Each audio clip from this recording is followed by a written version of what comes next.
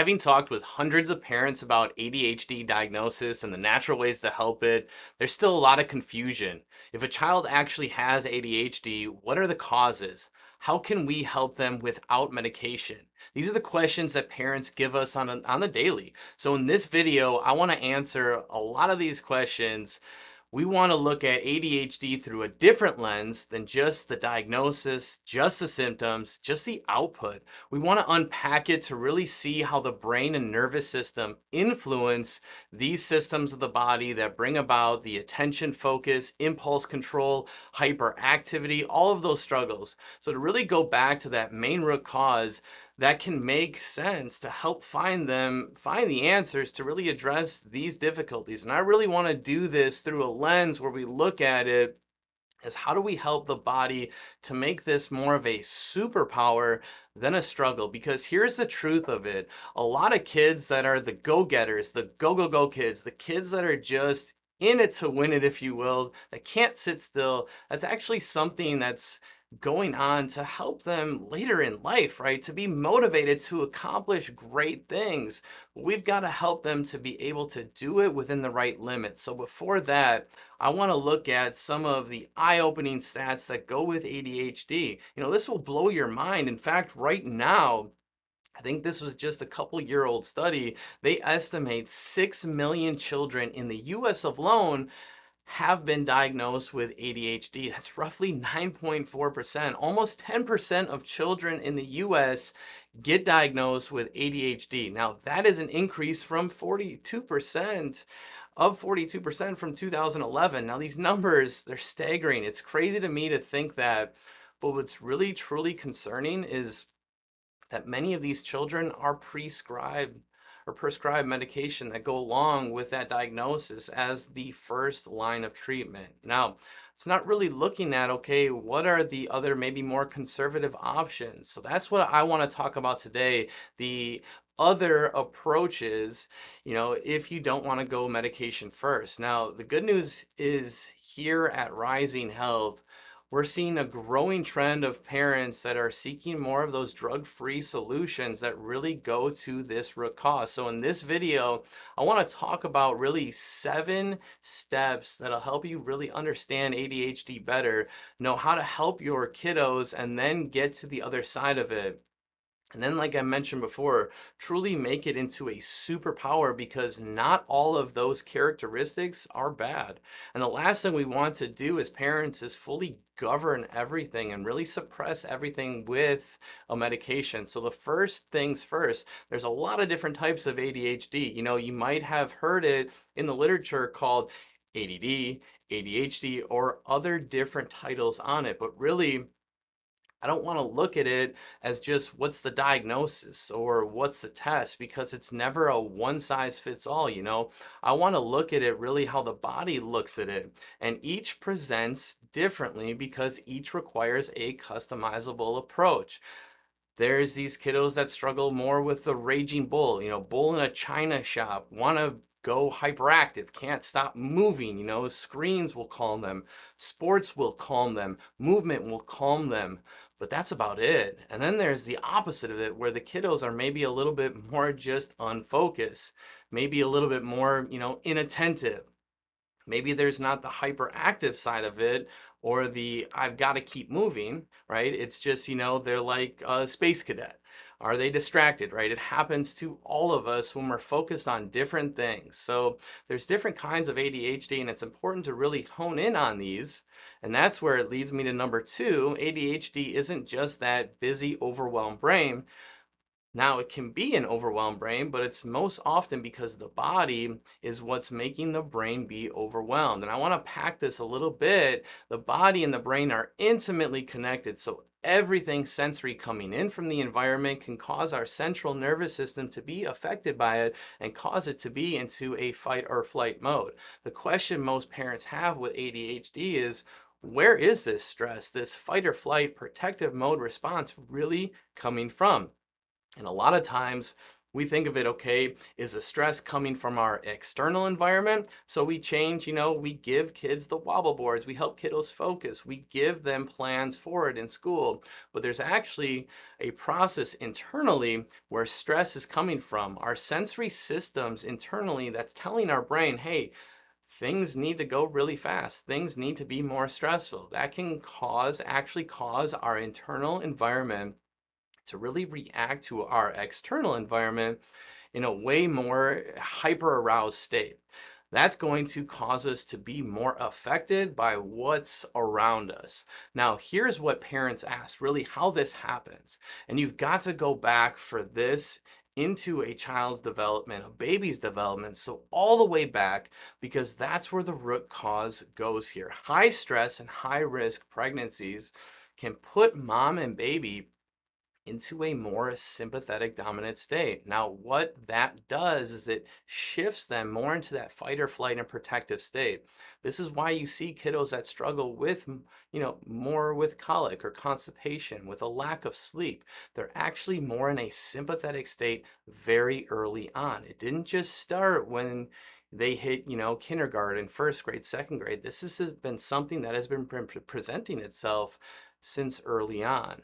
Now, it really takes it to another level that we find in our practice is birth intervention. So, if there's been a difficult birth, forceps, vacuum, C-section, induction, one that places a lot more physical stress, commonly in the upper neck or the shoulders, in this area of neurology, that's going to overwhelm the neural motor development even more. Now that makes kiddos more uncoordinated, more antsy, where they feel like they have to move. And that's what really calms the brain. This is why ADHD kids and older kids, they're the kids that want to move a lot. They're the kids that want a lot of stimulation. They're the kids in the class are like, "Mom, I'm just bored. I get the answer so quickly that I can't sit still after." It's actually because their nervous system is more in that sympathetic state. So you see this go on with kids, and they might be more fussy or colicky as an infant. And again, the sympathetic tone is really overwhelming the autonomic nervous system. The autonomics are what control our sleep, digestion, our breathing. So a lot of times babies and toddlers will struggle with that. And then the next phase we actually see it hit more is the immune system. This is why these kids struggle more with ear infections, respiratory infections before the age of 3. And then if you add in antibiotics on top of that, you really start to suppress the brain-gut connection that happens with the vagus nerve. The nervous system gets overtaxed, overworked, and that perfect storm comes together with those stressors. The signals that are sent to the brain are full protective, full fight or flight response in every area. Now, this is where the cerebellum comes into play, this back portion of the brain, which is the motor sensors, and they take all that information in. And then it causes kiddos to not be able to sit still. That then goes to the midbrain or the limbic system. That's just right above the cerebellum or the back portion of the brain. And that actually gets all of the feedback from the cerebellum. And that actually affects our focus, attention, and everything in it. It's actually that area of the brain that puts us more in that fight or flight fear portion, that midbrain portion. Now, if that's in fight or flight, that midbrain, then the upper brain, the prefrontal cortex, can't get enough signals. This is, what affects our socialization, our situational awareness, the ability to self-regulate, calm, and interact. Those are all frontal brain. These are all the higher levels of the brain. But if we're stuck more in that movement in the cerebellum, if we're stuck more in this midbrain, the amygdala, the limbic system, that midbrain area that is the stress and in fear, the signals can't get up to the prefrontal cortex to help everything calm.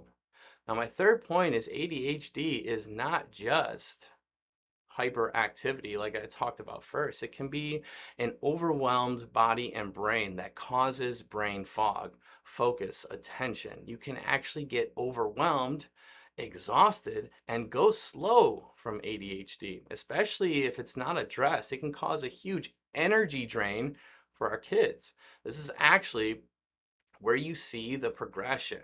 Kiddos that are, kindergarten, first grade, second grade, present with a ton of hyperactivity or movement And then you see them in high school, and it actually becomes more of demotivation or a depression side of it, where their nervous system, it just can't get up for the challenge because they're more exhausted and tired. See, when the sympathetic system, that midbrain, that limbic system is stuck in a fear or fight or flight for a long time, high energy, low sleep, constant stress, it eventually burns out. It demotivates.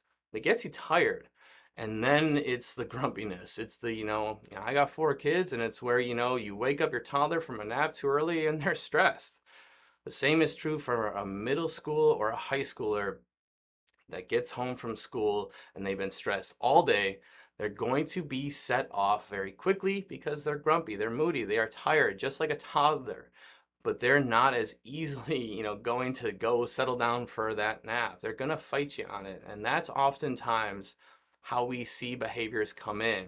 Now, number 4, a lot of you, if you've been down this world of going to the root cause of ADHD, you probably look at the role of genetics. Now, yes, genetics can influence these behaviors, right? How many of us has really said with our kids, like, man, they're behaving exactly like I would.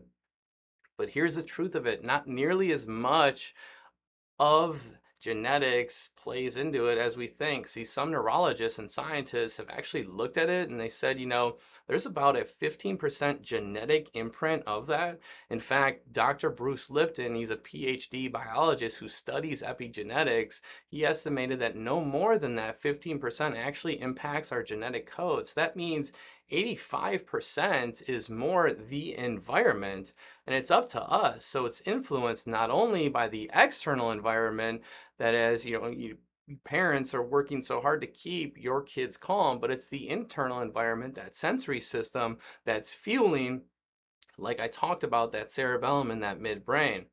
Now, you might look at this and be like, well, if it's not genetic, and what is it? Actually, take that as incredibly encouraging news. That means that even though dad or mom, that I might struggle with it, our kids won't, and they don't have to. So if your child is struggling with this, they may have gone through all the traditional tests. How do we test for it? Now, these traditional tests, they often focus solely on the symptoms. They're talking about a lot about questionnaires, they're looking at a lot of different things. But here at Rising Health, we want to go deeper. We use what we call neurological stress scans. Now, they allow us to measure the exact amount of dysfunction, distress, energy, and disorganization within the central autonomic nervous system.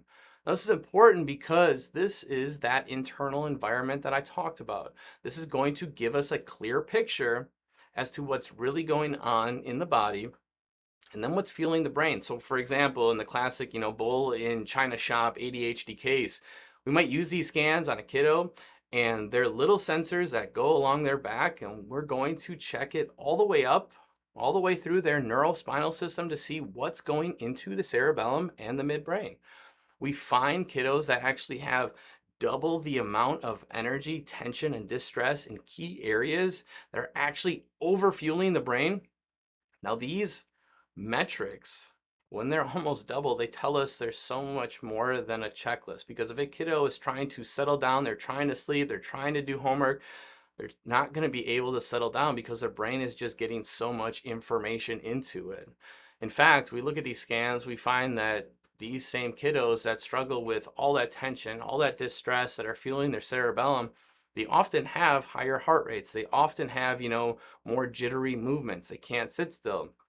So there's a lot of these softer signs that you can see where the body is fueling the brain and it's really overwhelming it internally. Now, to address the root cause, instead of just trying to treat the symptoms, we have to focus on the internal aspects of that.